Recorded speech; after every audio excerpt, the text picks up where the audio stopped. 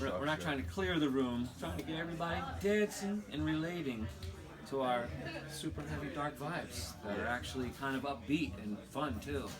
We're at the Reliquary, which is also known as Digital Underground and Vinyl Altar. A store that has a lot of history for all the members. And everything about this store has probably influenced me, in my douchey opinion.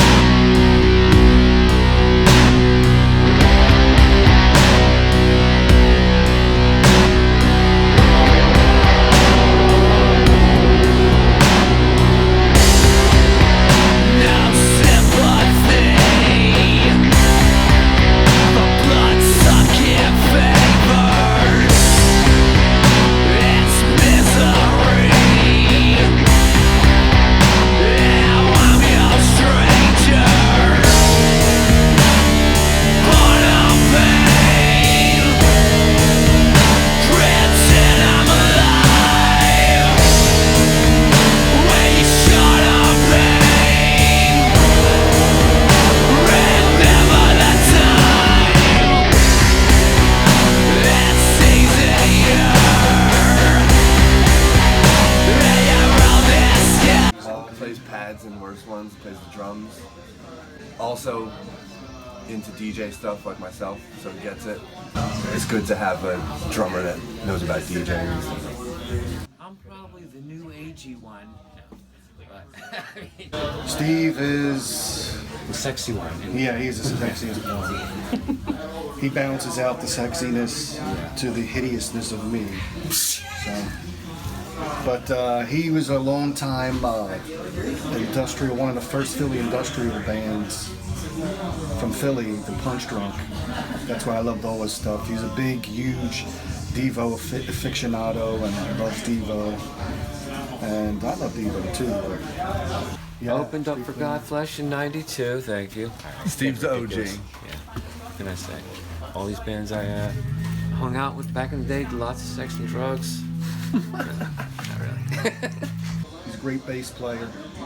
Very rhythmic bass player, very on point, has very good style.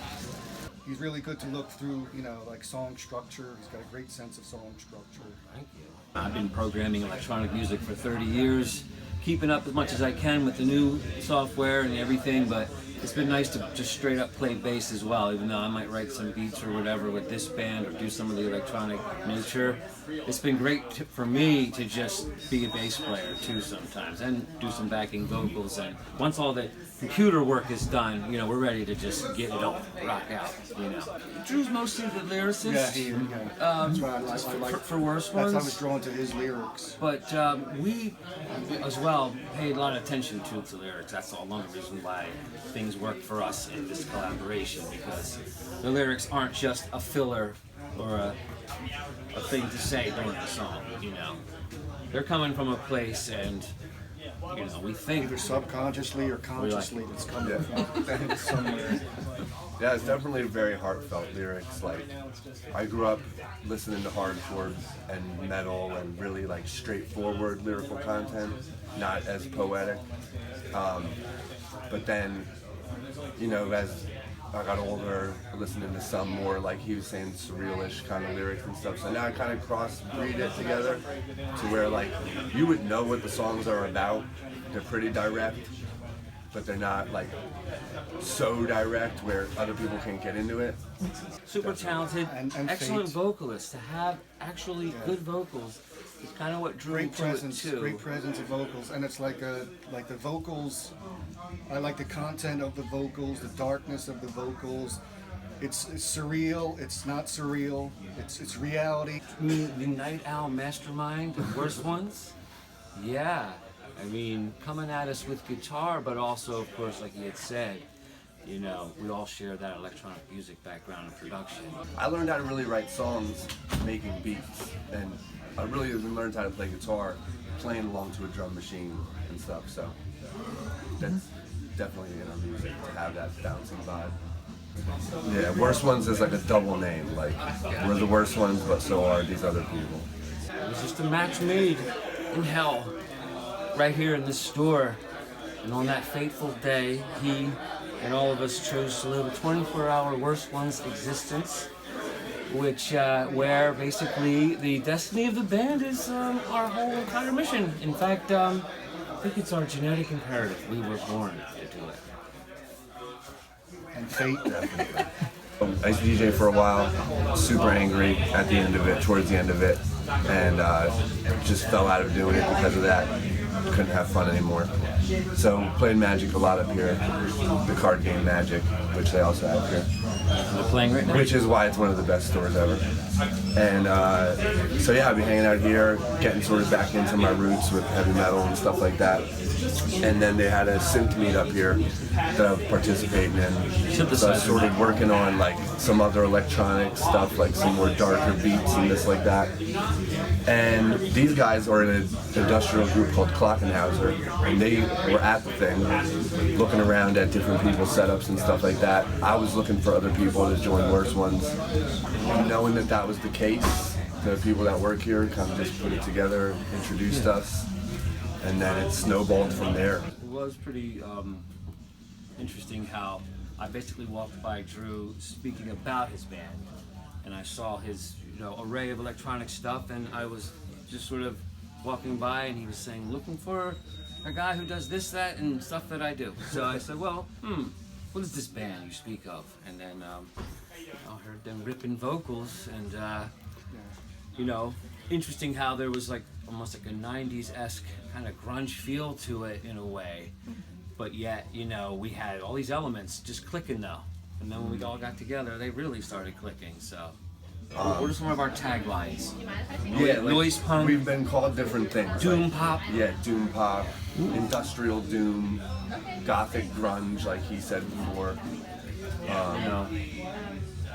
Industrial electro rock. Yeah.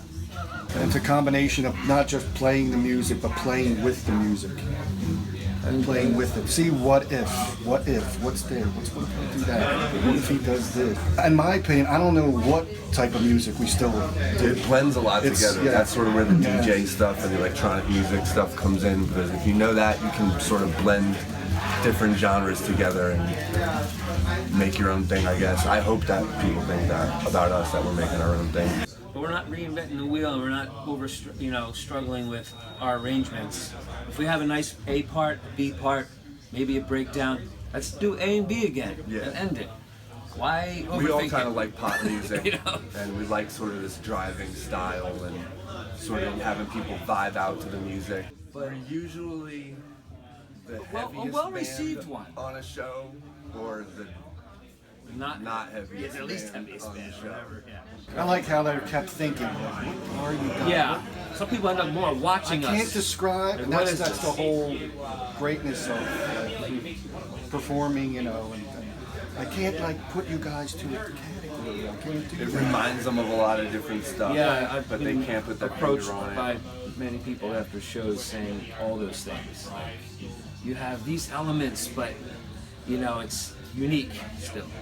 And sometimes we still run people out of the room, which is awesome. Yeah, that's See, if you're just brutal nonstop, then they're not going to get engaged and run out of the room. But we sort of a Venus flytrap sometimes with that audience where they're like, okay, no. But that's fun. I like that personally. That's,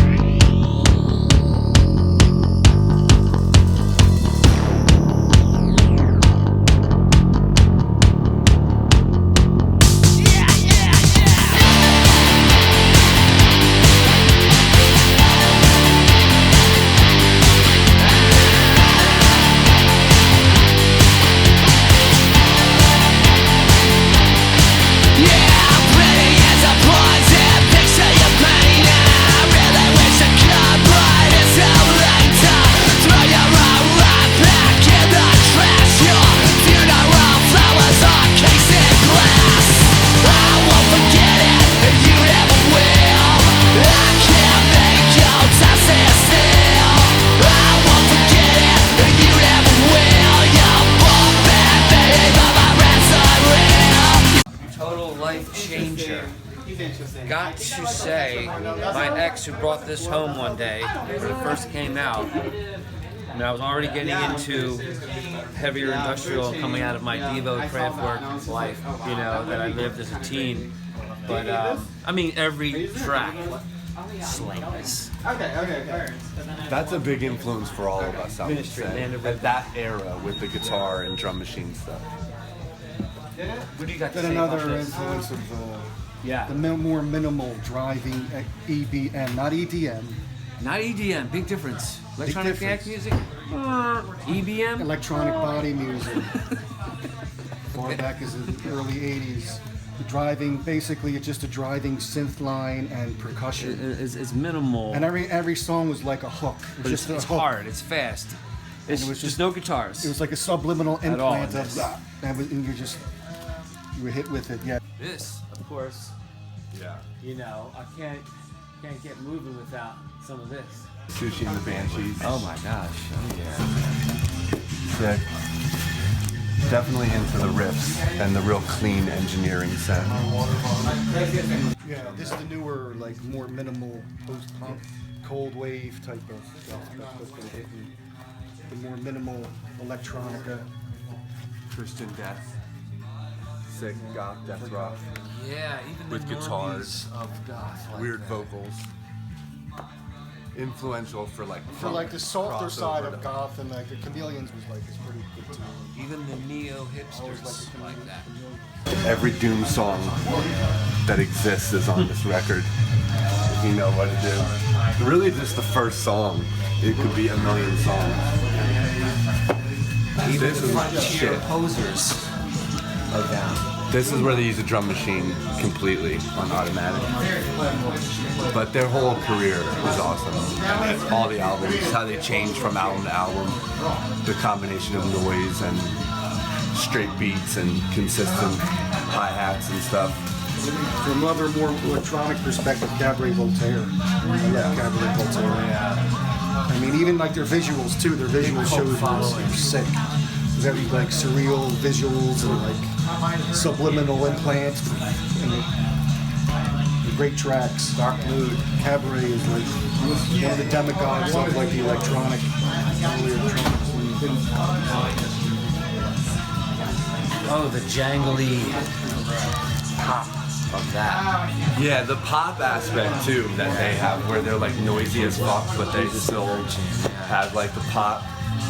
Is this Barbed Wire? Yeah. Dude, the B-side Barbed Wire Kisses, this is awesome and on par with any of their albums. One of the best B-sides albums from any band.